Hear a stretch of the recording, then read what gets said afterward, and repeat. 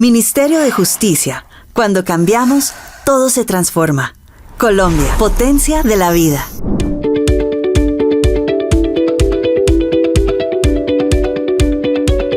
Nuestro módulo que hemos venido abarcando de gestión de conflictos relacionados con formas de violencia contra la mujer y sujetos de especial protección constitucional. Nos quedamos o agotamos en el módulo anterior, en la grabación anterior, lo que corresponde a el enfoque diferencial de orientaciones sexuales e identidades de géneros, en los que se incluyen a pues la población con orientación sexual diversa, entre ellos lesbianas, gays, bisexuales, pansexuales, asexuales y otras orientaciones sexuales no hegemónicas. Y anunciábamos que a continuación se traería lo que corresponde al enfoque de género. En cuanto al enfoque de género, este constituye una categoría de análisis sobre las relaciones de desigualdad entre hombres y mujeres o entre lo masculino y lo femenino en torno a la distribución de poder, así como de personas que no encajan en los parámetros de género y sexualidad dominantes. El conocimiento y la utilización de este enfoque resulta sumamente importante y así lo demuestran las siguientes cifras. De acuerdo con el último boletín epidemiológico emitido por el Instituto Nacional de Medicina Legal y Ciencias Forenses, solo entre enero y febrero del 2019, diariamente 100 mujeres fueron violentadas por su pareja o expareja. Asimismo, se tiene que durante el aislamiento preventivo obligatorio decretado por el Gobierno Nacional como medida para contener la propagación del COVID-19, la línea telefónica oficial de orientación a mujeres víctimas de violencia, línea 155, registró un incremento del 169.75% en el número de llamadas recibidas entre el 25 de marzo y el 14 de mayo del 2020. Siendo la violencia intrafamiliar el mayor tipo de violencia reportado en un 74.55% de casos. Por su parte, el más reciente informe del Observatorio de Violencia del Instituto Nacional de Medicina Legal y Ciencias Forenses reveló que en el periodo comprendido entre el 25 de marzo y el 25 de agosto del 2020, un total de 8.562 mujeres fueron víctimas de violencia de su pareja o por parte de su pareja. ¿Quiénes son sujetos de ese enfoque? Todas las mujeres, independientemente de su edad, orientación sexual, limitación física, sensorial, mental o cualquier otra, independientemente de su... se incluyen dentro de ello las mujeres cisgénero, que coincide su sexo y su género, y las mujeres trans identificadas con el sexo masculino o intersex al nacer, pero que posteriormente se identifica como mujeres, ya sean transgénero, sin intervenciones quirúrgicas, o transexuales, con intervenciones quirúrgicas. Asimismo, la población con orientación sexual e identidad de género diversa, o en sus siglas OSIGD, usualmente denominada bajo la sigla LGBTIQ+, ¿cierto? Que son lesbianas, gays, bisexuales, transgénero, transexuales, travestis, intersexuales, queer y otros. Frente al segundo grupo, se aclara que para efectos de reconocer las distintas manifestaciones de identidad y orientación sexual, se usa el término OSIGD, por cuanto incluye manifestaciones que la sigla LGBTIQ+ puede excluir. Recomendaciones al momento de implementar el enfoque de género. Debido a que la discriminación contra la mujer suele estar íntimamente vinculada con la discriminación por otros motivos, como la raza, el color, el idioma, la religión, la opinión política de otro índole, el origen nacional o social, la posición económica, nacimiento o cualquier otra condición social, se insiste sobre la importancia de indagar a las mujeres sobre cada una de estas condiciones. Es preciso construir una relación de confianza con la persona para obtener la mayor información posible sobre posibles hechos victimizantes y sobre su situación actual. Es necesario identificar las situaciones que puedan estar generando o perpetuando el continuum de violencias contra las mujeres y evitar su revictimización debido a los hechos ocurridos. Es necesario consultar y aplicar los instrumentos internacionales y las interpretaciones autorizadas que estos hagan los organismos competentes en asuntos de género, incluyendo la Declaración y la Plataforma de Acción de Beijing, la Resolución 1325 del 2000 de la ONU y las observaciones generales del Comité de la Convención sobre la Eliminación de todas las formas de discriminación contra la mujer, en adelante CEDAW por sus siglas en inglés. Particularmente, la CEDAW marcó en 1979 un hito en la historia jurídica de las mujeres hacia la igualdad, al punto de ser considerada la Carta Internacional de los Derechos de la Mujer.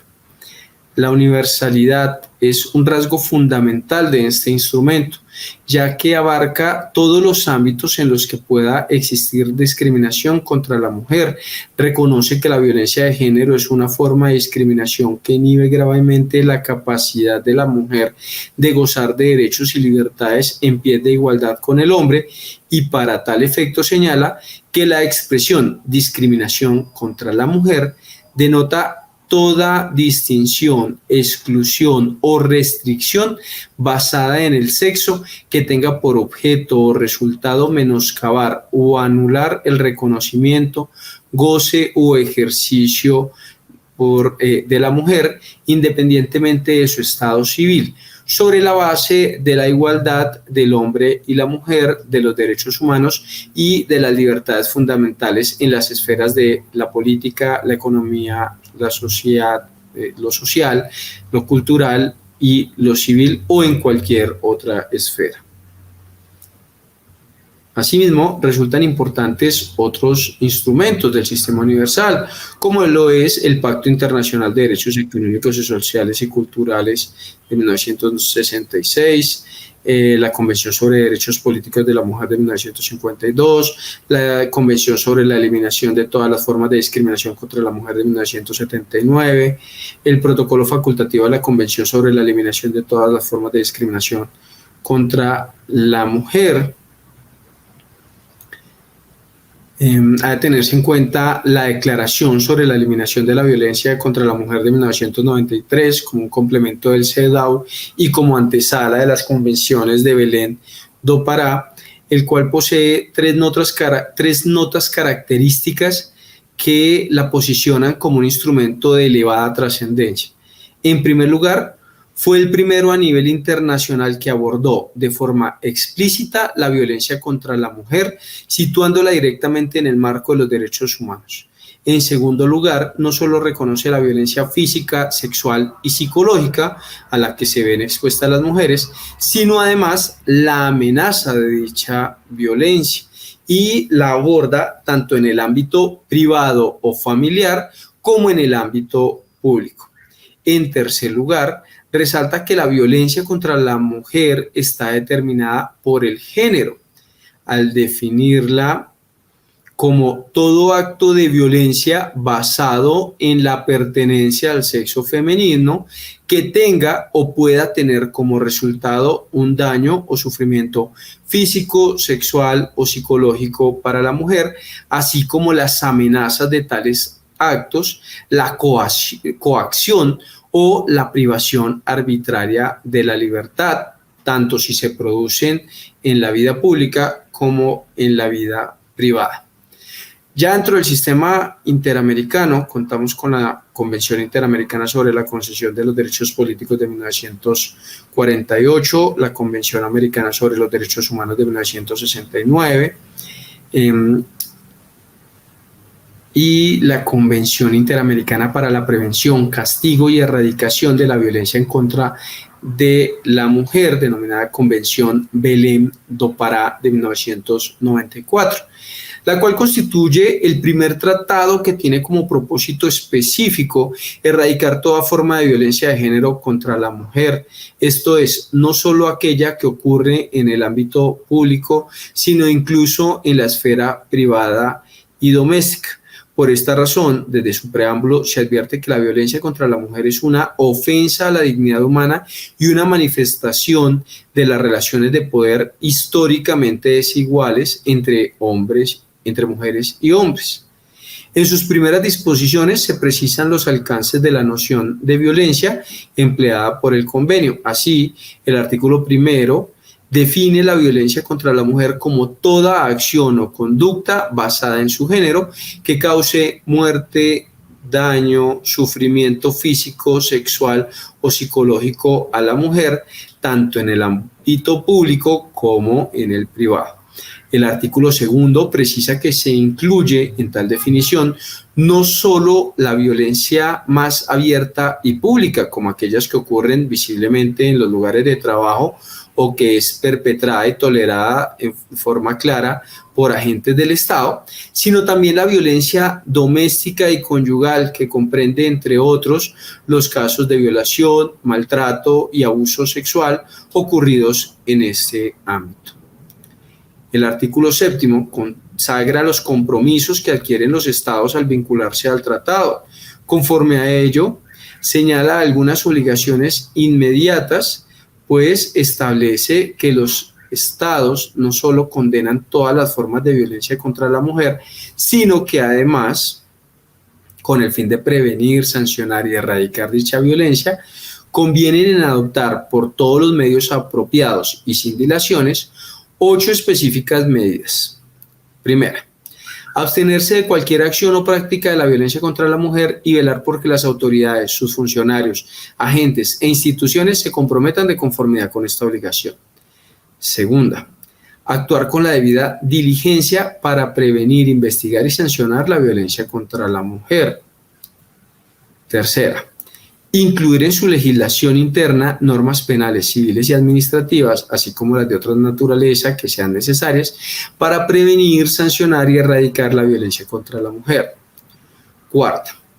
adoptar medidas jurídicas para conminar al agresor a abstenerse de hostigar, intimidar, amenazar, dañar o poner en peligro la vida de la mujer.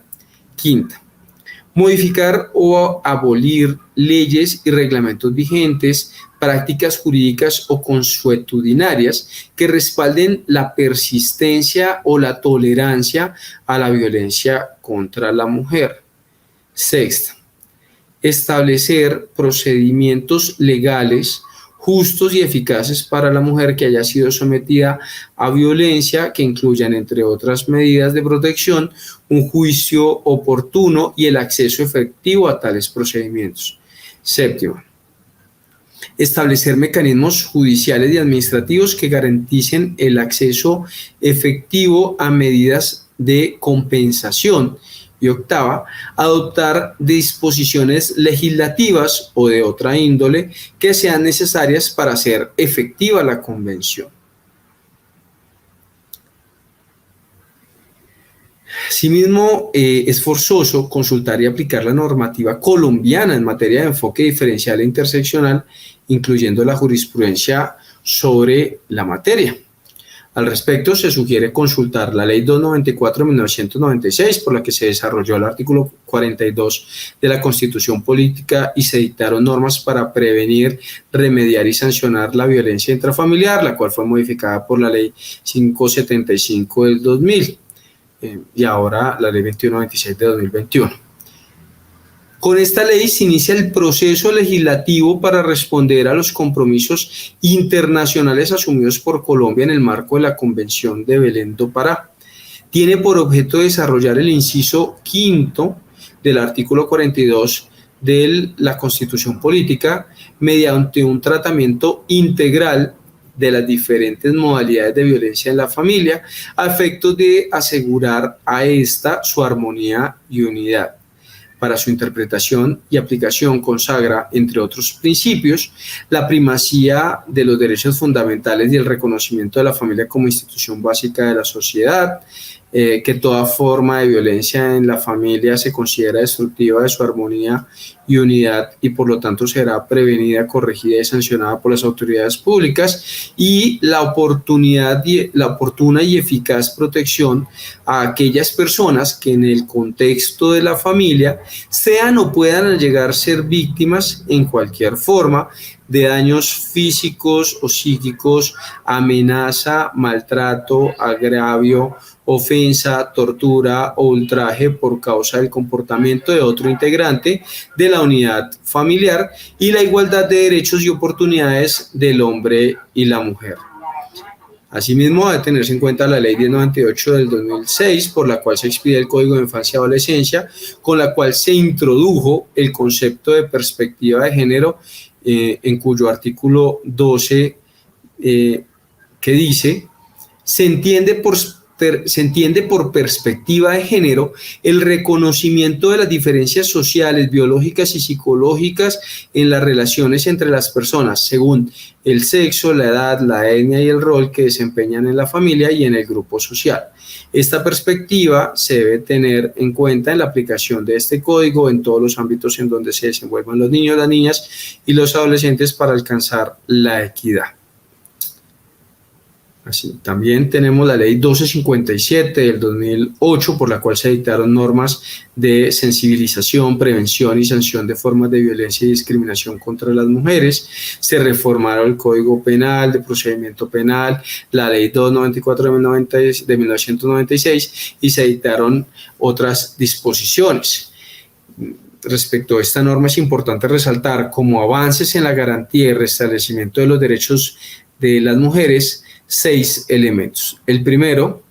que se define específicamente el daño y el sufrimiento psicológico, físico, sexual y patrimonial que sufren las mujeres como consecuencia de la violencia. El segundo, que se establecen sanciones directas contra los agresores, como la prohibición de aproximarse o comunicarse con la víctima durante un periodo determinado.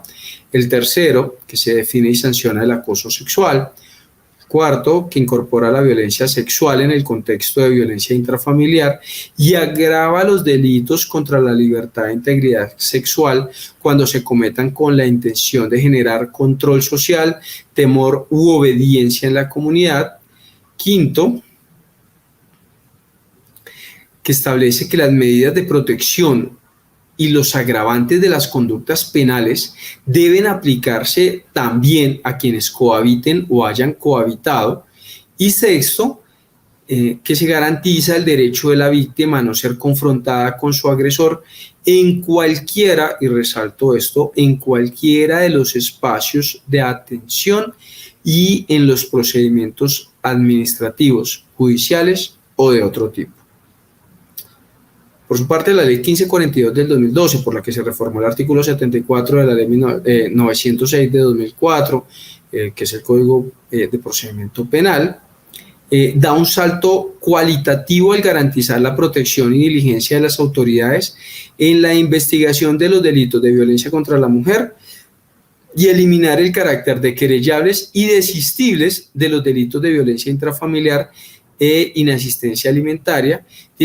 tipificados en los artículos 229 y 233 del Código Penal. Además, en el parágrafo del artículo 3 establece que en todos los casos en que se tenga reconocimiento de la comisión de conductas relacionadas con presuntos delitos de violencia contra la mujer, las autoridades judiciales investigarán de oficio en cumplimiento de la obligación de actuar con la debida diligencia para prevenir, investigar y sancionar la violencia contra las mujeres consagradas en el artículo 7, literal B, de la Convención de Belém do Pará. Este punto es sumamente importante por cuanto en nuestras conciliaciones muchas veces, y esto pasa sobre todo en la parte judicial, más que en las conciliaciones en derecho o en equidad, que se condiciona el llegar a acuerdos con el levantamiento o el desistimiento de trámites administrativos en medida de protección o judiciales en la vía penal respecto de los delitos de violencia intrafamiliar o de inasistencia alimentaria. Y allí se peca un poco buscando supuestamente el que se diriman todos los conflictos, todas las diferencias de criterios que tienen las partes, se aceptan por parte de jueces, por parte de conciliadores extrajudiciales, que se contemplen allí ese desistimiento, esa renuncia a las denuncias, a las querellas que se han podido interponer por hechos de violencia intrafamiliar y de inasistencia alimentaria, situación que es contraria a la ley, ¿cierto? Conforme a esta normatividad que acabamos de leer. También tenemos la ley 1639 de 2013, por medio de la cual se fortalecen las medidas de protección a la integridad de las víctimas de crímenes con ácido y se adiciona el artículo 113 de la ley 599 del 2000. Este ordenamiento tiene por objeto fortalecer las medidas de prevención, protección y atención integral a las víctimas de crímenes con ácido, álcalis o sustancias similares o corrosivas que generen daño o destrucción al entrar en contacto con el tejido humano. Además de modificar normas de tipo penal, garantiza a las víctimas de este crimen atroz mecanismos para proporcionar ocupación laboral o su continuidad laboral según sea el caso. Tenemos la ley 1761 de 2015, por la cual se crea el tipo penal de feminicidio como delito autónomo y se dictan otras disposiciones, llamada también Ley Rosa Elvira Celi. Esta ley tiene por objeto tipificar el feminicidio como un delito autónomo para garantizar la investigación y sanción de las formas de violencia contra la mujer por motivos de género, prevenir y erradicar dichas conductas y adoptar estrategias de sensibilización de la sociedad colombiana en orden a garantizar el acceso de las mujeres a una vida libre de violencia que favorezca su desarrollo integral y su bienestar de acuerdo con los principios de igualdad y de no discriminación. Como elemento novedoso a destacar, en dicha norma se incluyó la perspectiva de género en la educación preescolar básica y media, en su artículo 10, así como en la formación de algunos servidores públicos, en su artículo 11, en los siguientes términos. Los servidores públicos de la rama ejecutiva o judicial en cualquiera de los órdenes que tengan funciones o competencias en la prevención, investigación, judicialización, sanción y reparación de todas las formas de violencia contra las mujeres deberán recibir formación en género, derechos humanos y derecho internacional humanitario en los procesos de inducción y reinducción en los que deban participar de acuerdo con las normas que regulen sus respectivos empleos. Tenemos la sentencia SU 659-2015 sobre la protección especial a las mujeres y la lucha contra la violencia de género, la ley 2126 del 4 de agosto del 2021 por la que se regula la creación, conformación y funcionamiento de las comisarías de familia, se establece el órgano rector y se dictaron otras disposiciones que ya habíamos enunciado al momento de referirnos a la ley 294 de 1996. Adicional a esta normativa, se recomienda estudiar la jurisprudencia constitucional en relación con la obligatoriedad de aplicar la perspectiva de género en la administración de justicia, construida en aras de reforzar la obligación del Estado de prevenir, erradicar y sancionar cualquier forma de violencia o discriminación contra la mujer. En tal sentido, tenemos la sentencia T878 del 2014, dentro de la cual la Sala Quinta de Revisión instó a la Fiscalía 17 Local de Cartagena para que desarchivara una investigación penal por el delito de violencia intrafamiliar, tras constatar que la orden de archivo de las diligencias por falta de antijuricidad material de la conducta se había adoptado sin una perspectiva de género, pues el funcionario judicial no analizó el contexto generalizado de violencia que rodeaba a la víctima al momento de concluir que los golpes que le propinó su pareja no generaban afectación sobre el bien jurídico tutelado. En esa oportunidad, la sala identificó 4 fallas de la Administración de Justicia frente al deber de diligencia en la investigación en casos de violencia de género, siendo estos: primero, la omisión de toda actividad investigativa o la realización de investigaciones aparentes. Segundo, la falta de exhaustividad en el análisis de la prueba recogida o revictimización en la recolección de las pruebas. Tercero, utilización de estereotipos de género en la toma de decisiones. Y cuarto, afectación de los derechos de las víctimas. Por otro lado, tenemos la sentencia T967-2014, cuyos fundamentos jurídicos fueron reiterados en la sentencia T338 del 2018, en la cual la Sala Sexta de Revisión determinó que en los procesos de naturaleza civil y de familia, la perspectiva de género también debe guiar la actuación de los operadores de justicia en caso de conflicto entre los derechos del presunto agresor y los derechos de una víctima de violencia de género. Ello a propósito de una acción de tutela promovida por una mujer afectada psicológicamente por el maltrato de su esposo, en la que cuestionaba la decisión del Juzgado Cuarto de Familia de Bogotá, que no halló configurada la causal de divorcio relativa a ultrajes, tratos crueles y maltratamientos de obra, con fundamento en una visión normalizadora de los conflictos de pareja.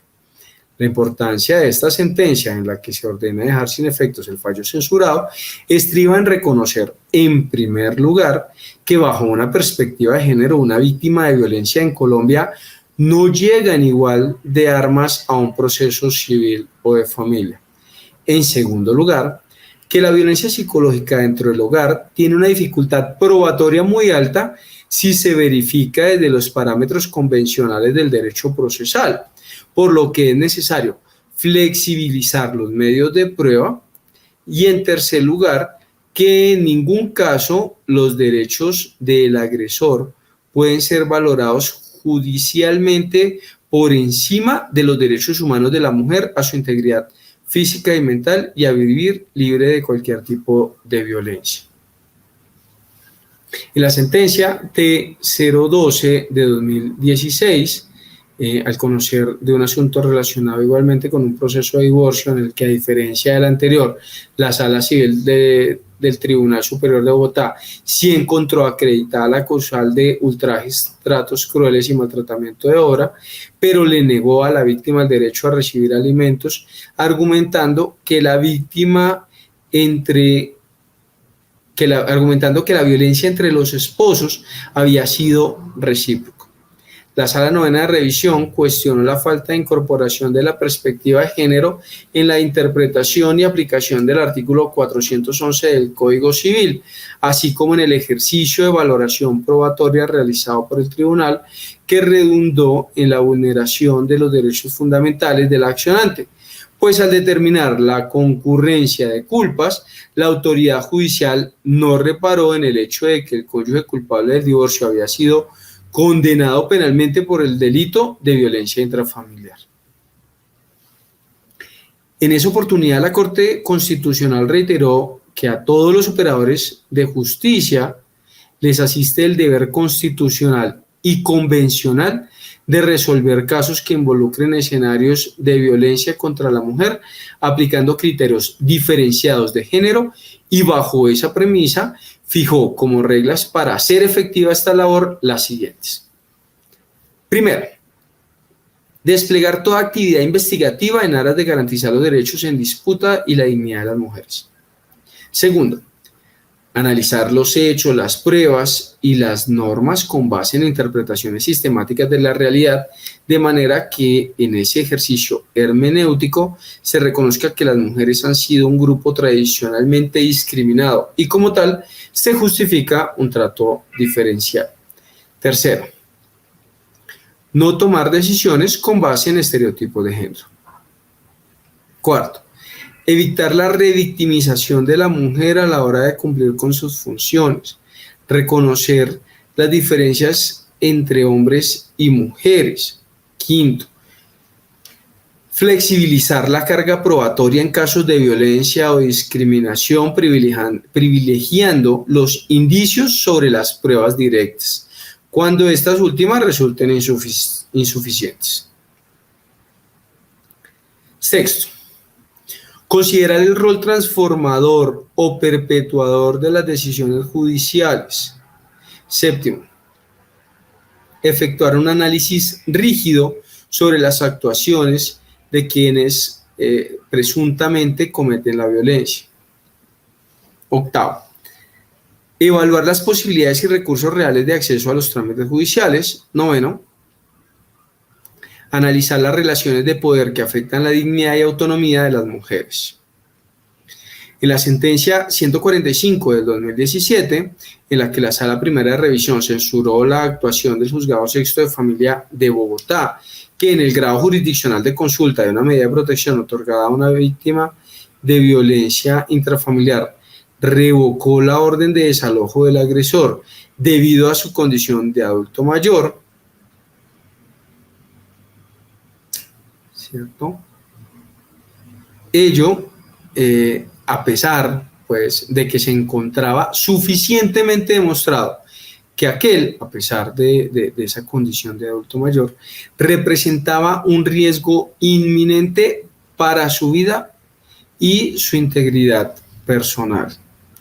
En esa decisión se sostuvo que la perspectiva de género debe orientar siempre las actuaciones de los operadores de justicia, armonizando los principios constitucionales y la especial protección otorgada a la mujer cuando es víctima de cualquier tipo de violencia o discriminación, sin que ello conduzca a la pérdida de imparcialidad del juez,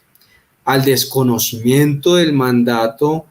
de valorar el conjunto de las pruebas recaudadas conforme a las reglas de la sana crítica y a omitir la presunción de inocencia predicable respecto del presunto agresor. Se trata entonces de adoptar decisiones judiciales apoyadas en un marco normativo más amplio en materia de protección de derechos de los grupos más vulnerables, a fin de que tengan un impacto visible y positivo en su vida y en general en la sociedad. Se llamó también asumir que tal perspectiva no es una generosidad o discrecionalidad del juez constitucional. Se trata de un desarrollo de la legislación internacional, razón por la que resulta perentorio que todas las autoridades judiciales fallen los casos de violencia de género a partir de las obligaciones surgidas del derecho internacional de los derechos de las mujeres. En la sentencia T462 del 2018, en la cual al pronunciarse sobre una demanda de tutela en la que se cuestionaban las decisiones adoptadas en el marco de una medida de protección por violencia intrafamiliar y en un proceso de reglamentación de visitas, la Sala Cuarta de Revisión llamó la atención sobre prácticas institucionales que confirman patrones de desigualdad, discriminación y violencia contra la mujer, especialmente cuando las autoridades jurisdiccionales evalúan los elementos de pruebas sin un enfoque o perspectiva de género y por lo mismo incurren en actos de revictimización. De acuerdo con esta comprensión, se expresó que los operadores judiciales, en tanto garantes de la investigación, sanción y reparación de la violencia en contra de la mujer, deben ser especialmente sensibles a la realidad y a la protección reforzada de las víctimas. Esto para garantizar a nivel individual el acceso a la justicia y a nivel social que se reconozca que la violencia no es una práctica permitida por el Estado, de forma que otras mujeres denuncien y se den pasos hacia el objetivo de lograr una igualdad real.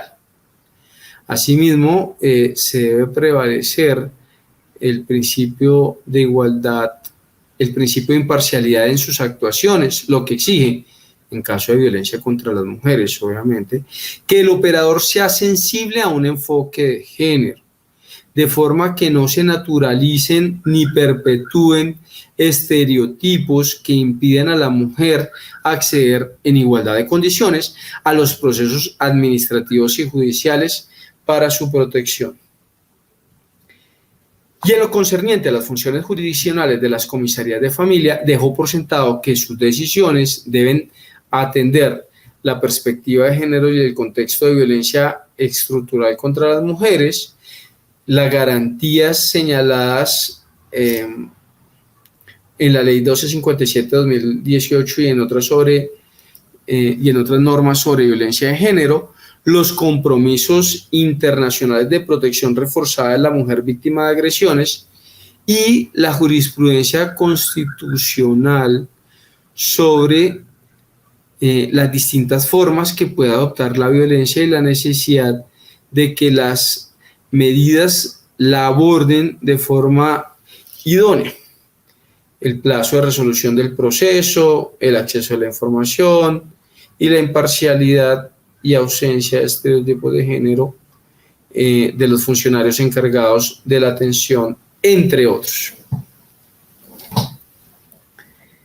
En la sentencia T093/2019, frente a una controversia civil relacionada con un proceso de resolución de inmueble arrendado en el que, sin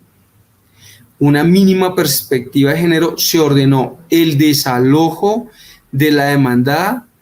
a pesar de que ésta había alegado en oposición que no tenía una relación contractual con el demandado, sino una unión marital de hecho. Al respecto, la Sala Novena de Revisión recordó que el derecho fundamental a una vida libre de violencia implica, desde su dimensión positiva, el deber judicial de aplicar el enfoque diferencial con perspectiva de género en todos aquellos casos en los que se tenga sospecha de una posible situación de violencia de género.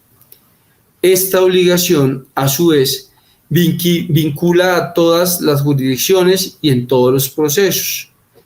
Esto no significa,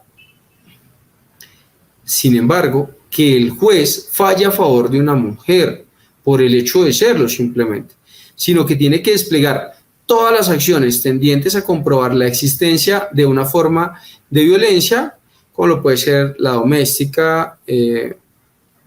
o de pareja, y asimismo la dimensión positiva implica el deber judicial de no caer en razonamientos estereotipados. Cuando nos encontramos ante una posible situación de violencia contra la mujer, el juez ordinario debe desplegar toda actividad investigativa en aras de garantizar los derechos en disputa y la dignidad de las mujeres, así como garantizar los hechos, las pruebas y las normas con base en interpretaciones sistemáticas de la realidad, de manera que en ese ejercicio hermenéutico se reconozca que las mujeres han sido un grupo tradicionalmente discriminado y como tal se justifica un trato diferencial. Igualmente, el juez debe flexibilizar la carga probatoria en caso de violencia o discriminación, privilegiando los indicios sobre las pruebas directas cuando estas últimas resulten insuficientes. Si el juez desconoce algunos de estos deberes, puede configurarse una causal concreta del defecto fáctico. En la sentencia SU 080/2020, la Sala Plena de la Corte Constitucional, desde una perspectiva de género, admitió la posibilidad de que en el trámite de un proceso de divorcio, cuando esté demostrada la causal de ultrajes, tratos crueles y maltratamientos de obra, pueda ordenarse la reparación integral de la mujer víctima de violencia intrafamiliar, a pesar de la existencia de fundamento jurídico legal expreso, ¿cierto? Para tal efecto, en los fundamentos jurídicos de la sentencia, la Corte destacó la importancia de aplicar la perspectiva de género como herramienta analítica y de adoptar soluciones integrales frente a casos de violencia intrafamiliar, puntualizando que, primero, analizar con perspectiva de género los casos concretos donde son parte mujeres afectadas o víctimas de violencia, no implica una actuación parcializada,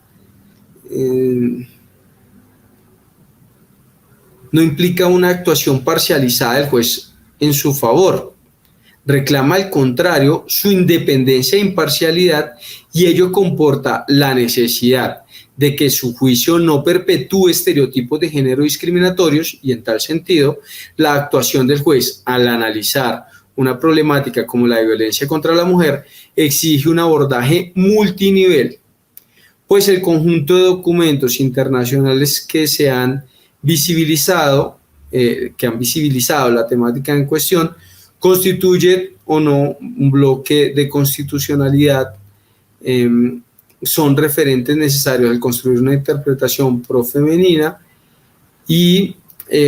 contiene una consideración del caso concreto que involucra el espectro sociológico o un contexto de prescribir el calamitoso estado de cosas en punto de la discriminación ejercida sobre la mujer. Se trata, por tanto, de utilizar las fuentes del derecho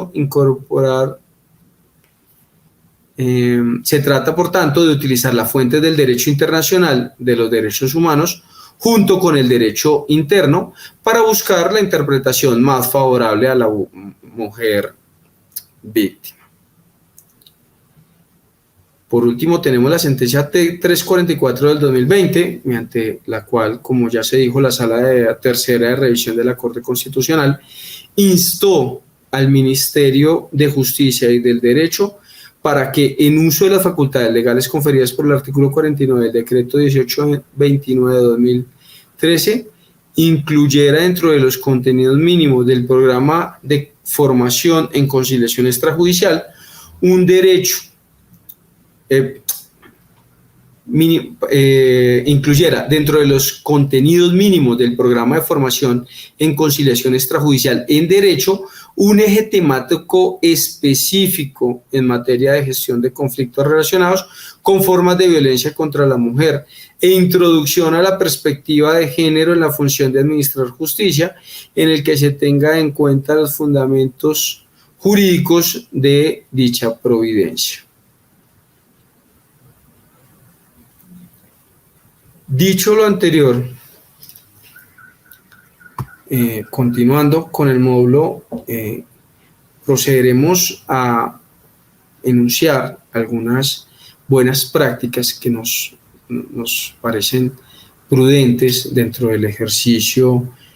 transitorio de administrar justicia a través de la conciliación. La primera, se hace necesario usar un lenguaje asertivo, incluyente y respetuoso con la persona que se va a atender. Este paso involucra la erradicación de estereotipos, de prejuicios que han permanecido y afectado a las poblaciones más vulnerables, no solo por parte del conciliador o conciliadora en derecho, sino de todas y cada una de las personas que puedan llegar a tener contacto con la persona a atender. Segunda, se debe realizar un análisis interseccional de las características propias del individuo. Resulta beneficioso generar un espacio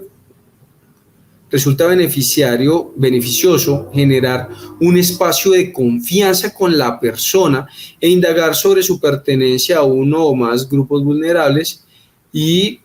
en otras categorías diferenciales, como el nivel educativo, económico, ubicación geográfica y opinión política. Conocer las condiciones de la persona a atender permitirá identificar situaciones de vulnerabilidad y situaciones de privilegio.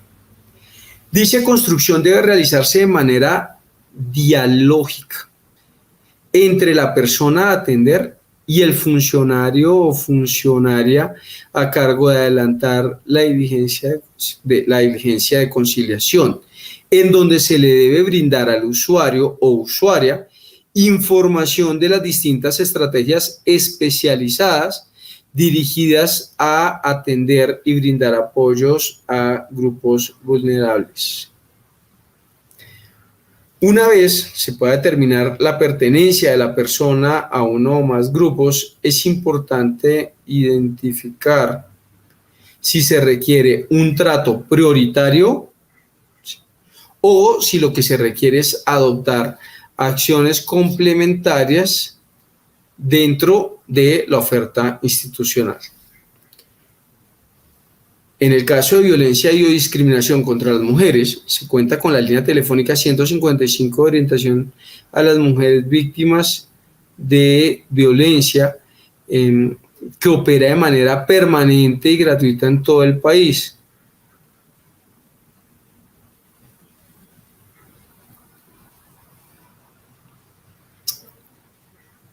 Asimismo, ha de tenerse en cuenta que para las mujeres, niños y niñas víctimas de violencia o discriminación se han establecido y han sido creados y adecuados albergues para mujeres víctimas de violencia. Sobre este punto tengo mis reparos toda vez que esas acciones, si bien protegen de alguna manera a la víctima, la aíslan. Siento que generan también una violencia al tenerla encerrada, al tenerla separada, al no poder establecer una comunicación libre con sus demás familiares. Pero pues efectivamente es una medida que es eficaz para casos graves en los que pueda llegar a correr peligro la vida de la víctima. Ahora bien, en el caso de violencia y discriminación contra niñas, niños y adolescentes, se cuenta con la línea telefónica 141 a cargo del Instituto Colombiano de Bienestar Familiar. De otra parte, en caso de personas con discapacidad, la Procuraduría General de la Nación, por intermedio de los funcionarios designados como Ministerio Público, tiene la obligación de velar por los derechos de las personas con discapacidad en el curso de los procesos de adjudicación judicial de apoyos, así como la función de supervisar el efectivo cumplimiento de la sentencia de adjudicación de apoyos, conforme lo prevé la Ley 1997 de 2019, por lo que de evidenciarse la necesidad de este tipo de actuaciones, lo procedente es remitir a las personas o elaborar la solicitud y remitirla por correo electrónico institucional a la Procuraduría General de la Nación con el fin de que se haga efectiva esa función de protección de los derechos de la persona con discapacidad. Tercero, se debe indagar e identificar sobre la existencia de antecedentes de posibles hechos de violencia en el contexto familiar, en razón de la pertenencia a uno o más grupos vulnerables y otras categorías diferenciales. El conciliador o la conciliadora deben tener una visión género-sensitiva de los asuntos de familia que les permite identificar con acierto el verdadero conflicto que subyace entre las partes, el cual no en todos los casos coincide con el planteado al inicio por la parte convocante. En razón de ello, los conciliadores están compelidos a incorporar la perspectiva de género en su labor de mediación, porque es precisamente esta herramienta analítica la que les permite, por ejemplo, identificar esos antecedentes de violencia entre las partes para impedir que una mujer víctima de violencia de pareja sea confrontada con su agresor. Segundo, advertir vicios del consentimiento en la formación de su voluntad al momento de suscribir el acuerdo conciliatorio. Tercero, improbar aquellos convenios en los que la víctima haya renunciado a derechos ciertos e indiscutibles. O cuarto, entender que no se puede privilegiar la unidad familiar por encima de la protección de los derechos de sus integrantes a vivir libres de violencia y de discriminación. Desatender esa obligación por parte de los conciliadores y las conciliadoras implica no solo desconocer el mandato constitucional y convencional de garantizar el derecho a la igualdad y a la no discriminación en el acceso a la administración de justicia de las mujeres víctimas de violencia de género, sino que además se incurre en actos de revictimización institucional que ciertamente obedecen a la falta de sensibilidad del conciliador o la conciliadora frente a la problemática individual.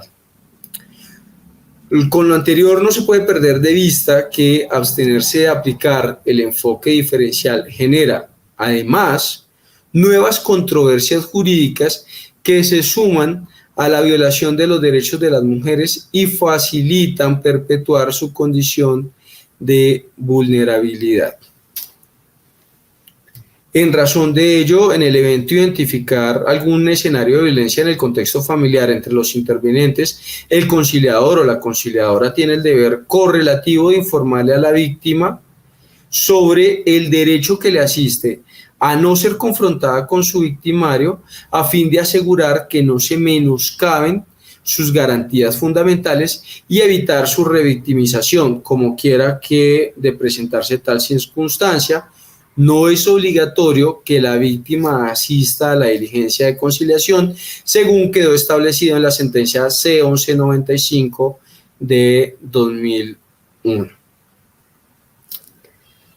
Y en cuarto lugar, se recomienda o se tiene como una buena práctica, ¿cierto? El adelantamiento de procesos de capacitación, sensibilización y formación de funcionarios y funcionarias en enfoques diferenciales y enfoques interseccionales. Esto se puede lograr mediante cursos virtuales, seminarios, talleres y foros, siendo de suma importancia la difusión y socialización de los conceptos aprendidos por parte de los funcionarios que acudan entre los empleados y empleadas que tienen por función la atención a sujetos de especial protección constitucional. Tal y como lo mencionaba, estas son simplemente buenas prácticas, son sugerencias, son recomendaciones, aunadas a las formas de atención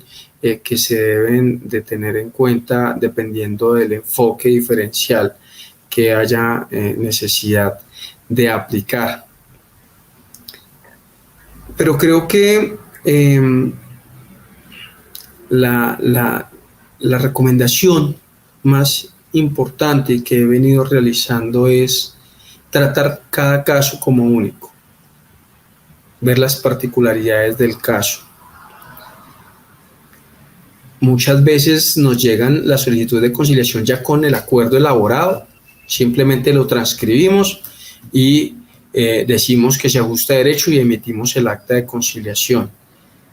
Y haciendo ello, incurrimos en hechos generadores de violencia institucional.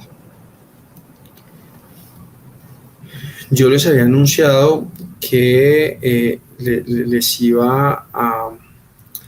exhibir, a mostrar un un acta de conciliación. Sin embargo, por el tema digital y la protección de los derechos de las personas que allí participaron, no me es posible exhibir como tal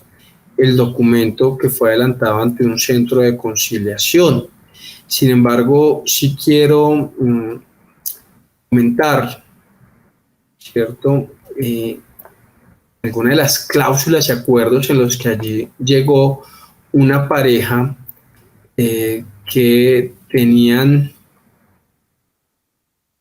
unos trámites de medida de protección, unos trámites judiciales por parte de la señora de aumento de cuota de alimentos, porque la que aportaba el señor no era suficiente, y que a través de una abogada del señor, ¿cierto? Se adelantó un acuerdo privado que luego fue puesto en conocimiento de un juzgado. El juzgado dijo que ese acuerdo privado no era válido, que tenían que adelantarlo ante un centro de conciliación, desconociendo que los acuerdos privados en Colombia son válidos, y fue llevado a ese centro de conciliación. Y las pretensiones,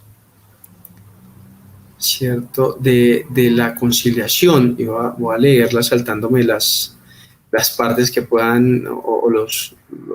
datos que puedan identificar a las partes, eran, primero, modificación de la sentencia proferida por su despacho, porque inicialmente se pasó al juzgado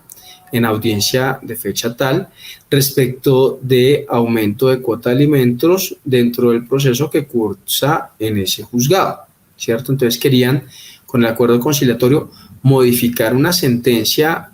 ejecutoriada de aumento de cuota de alimentos. Pedían terminar el proceso judicial mencionado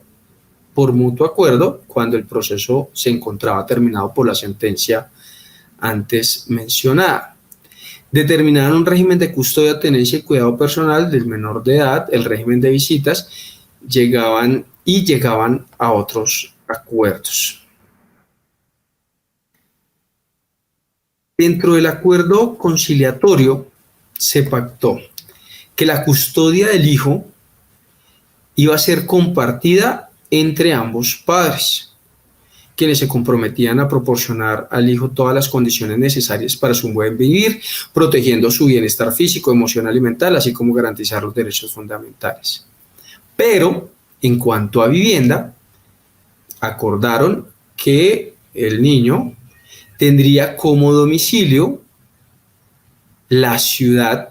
en donde se encontraba la progenitora. Es decir, que a pesar de tener custodia compartida, el niño iba a vivir y a estar bajo el cuidado de la progenitora, ¿cierto? Y se obligó allí o se estableció un compromiso para que la progenitora respetara y facilitara que cuando el progenitor viajara a dicha ciudad, pudiera estar con el hijo el tiempo que fuera necesario y facilitara que el menor de edad viajara a la ciudad donde residía el progenitor en los tiempos que se creyeran necesarios para adelantar visitas con el progenitor sin restricción alguna.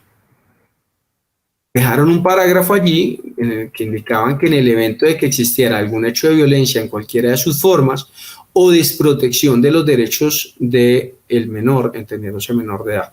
bajo el cuidado de los progenitores, cualquiera de los progenitores podría iniciar las acciones correspondientes, lo cual completamente innecesario. Determinaron que las visitas en favor del progenitor, teniendo en cuenta que estaban determinando una custodia compartida, serían abiertas previa coordinación para definir horario, lugar y fecha para que el menor, entendiéndose menor de edad, compartiera con su progenitor. Pero en el evento de que no se lograran coordinar las fechas, el progenitor estableció, no fue de acuerdo, el progenitor estableció, y así lo dice tal cual, como visitas ordinarias que podía compartir con su hijo cada 15 días, desde el día sábado a las 8 de la mañana hasta el domingo o lunes, si es festivo, a las 8 de la noche, y que el niño sería retirado por el progenitor o familiar de la casa materna,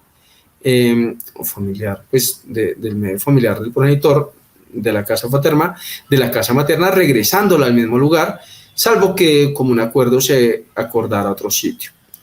Dejaron 2 parágrafos allí. El primero, que en caso de disponerse que el progenitor compartiría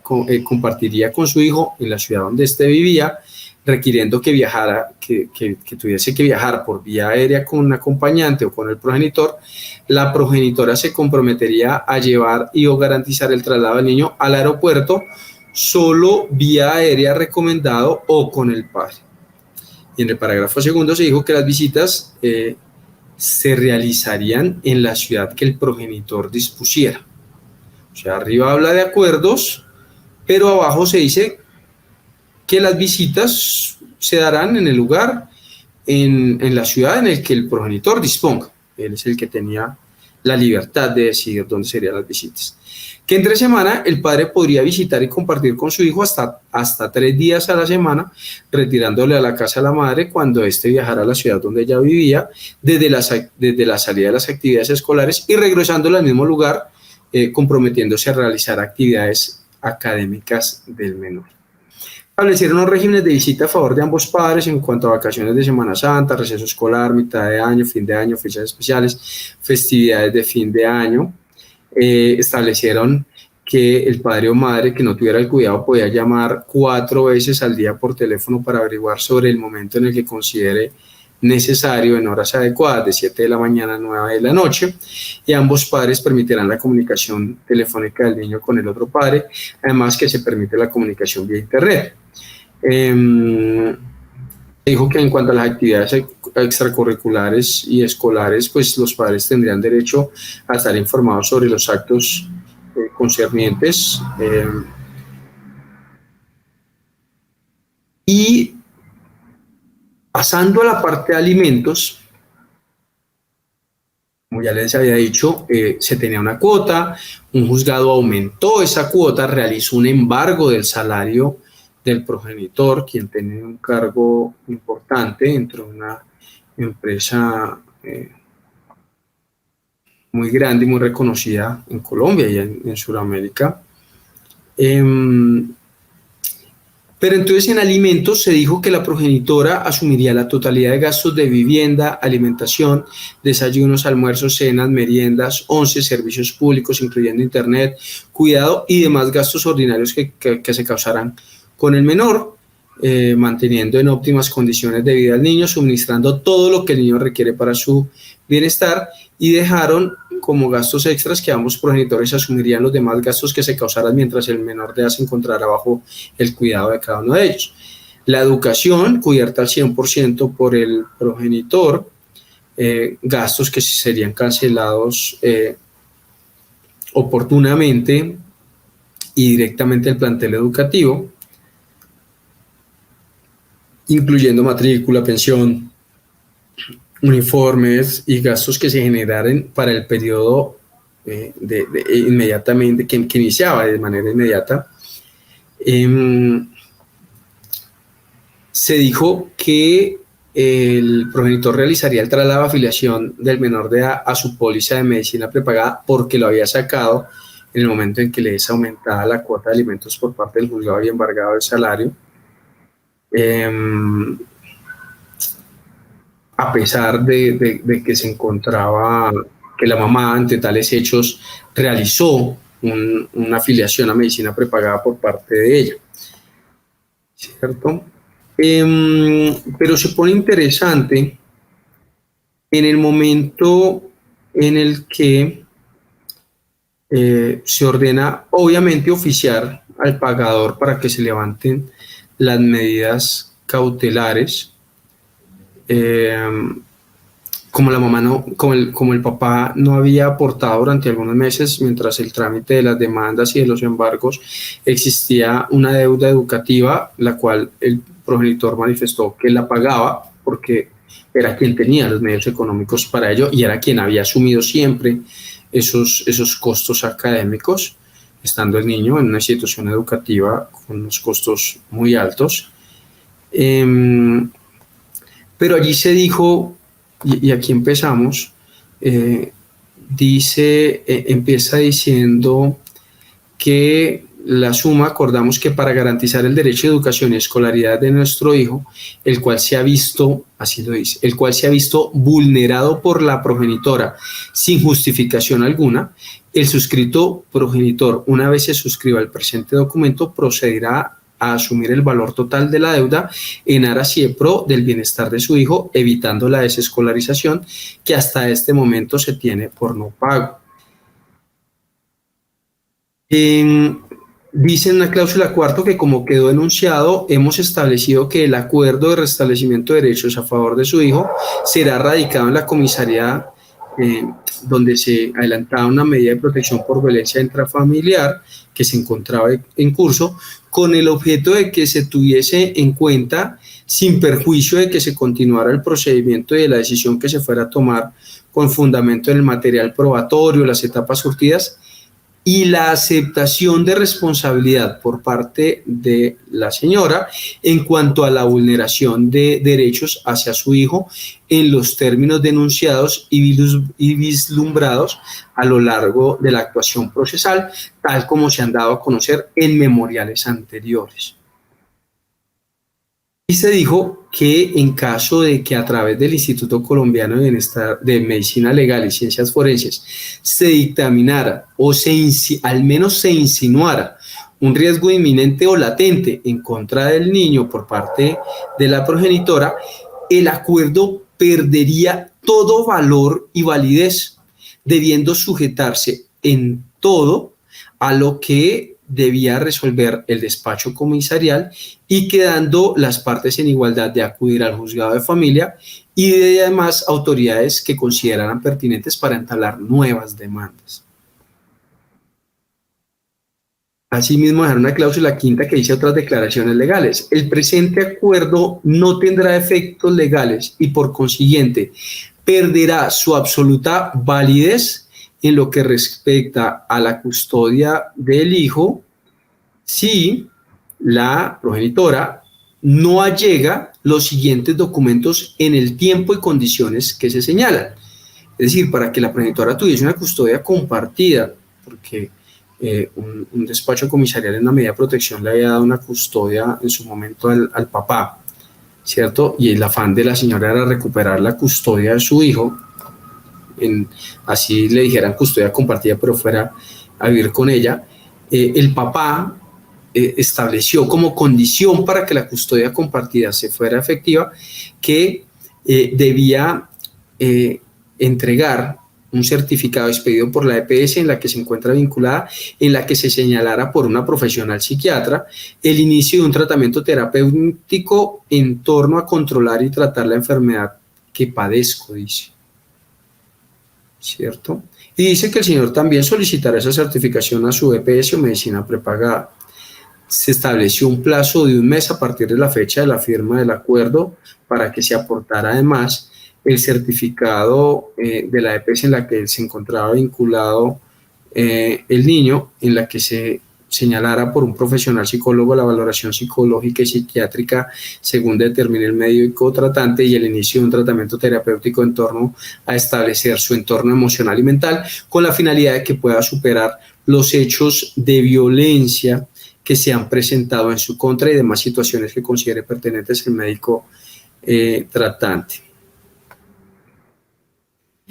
La señora además se comprometió a cumplir con todo el tratamiento médico que fuera ordenado, cumpliendo a cabalidad la medicación ordenada con el objeto de evitar que los hechos de violencia se vuelvan a repetir, es decir, allí aceptando responsabilidades y culpabilidades.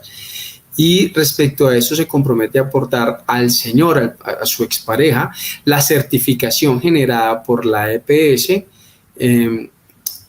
por lo menos una vez cada semestre,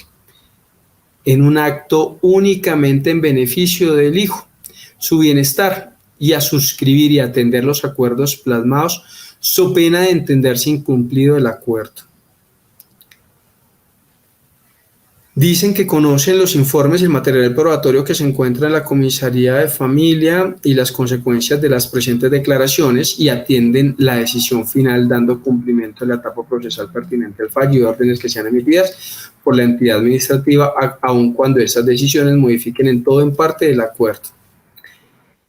Los suscritos, ¿cierto?, en los términos del artículo 77, otorgan un poder al abogado para que solicite la aprobación del acuerdo, el levantamiento de las medidas cautelares, oficiar al pagador para quitarle el embargo, terminar el proceso de aumento de cuota de alimentos que ya contaba con sentencia, abstenerse, condenar en costas en consideración al acuerdo y ordenar que se expidieran copias auténticas del acuerdo. Lo preocupante no solo es el acuerdo conciliatorio, con todos los elementos y vicios que allí se contienen, sino que esto fue llevado a un juzgado que ya había proferido una sentencia y el juzgado sacó un auto aprobando ese acuerdo al que habían llegado las partes. Entonces, no queremos que estas cosas se repitan, que estas afectaciones, estas vulneraciones institucionales a través del conciliador, de los conciliadores que intervinieron allí, del juez que aprobó esto, se vuelvan a repetir. Queremos, este módulo tiene por finalidad que se entienda, se haga un proceso de sensibilización frente a estos sujetos de especial protección constitucional y que en el marco de nuestras funciones de conciliadores podamos realizar una protección efectiva de sus derechos y que con ello impidamos que se les siga desprotegiendo y se les siga violentando. Muchas gracias por haberme escuchado. Se dejarán algunas preguntas para la calificación del módulo, las cuales son sencillas y desde ya les anticipo, si bien van a tener que ver con el módulo completo, se encaminarán a la aplicación del módulo dentro de ese caso específico que les comenté al final. Entonces, nuevamente, muchas gracias. Espero se encuentren muy bien. Hasta una próxima oportunidad. Colombia, potencia de la vida.